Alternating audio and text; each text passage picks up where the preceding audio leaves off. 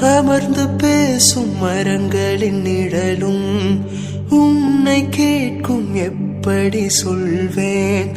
உதிர்ந்து போன மலரின் மௌனமா தூது பேசும் கொலுசின் ஒளியை அறைகள் கேட்கும் எப்படி சொல்வேன்? உடைந்து போன வளையல் பேசுமா? உள்ளங்கையில் வெப்பம் சேர்க்கும் விரல்கள் இன்று எங்கே? தோளில் சாய்ந்து கதைகள் பேச முகமும் இல்லை இங்கே. முதல் கனவு முடிந்திடும் முன்னமே தூக்கம்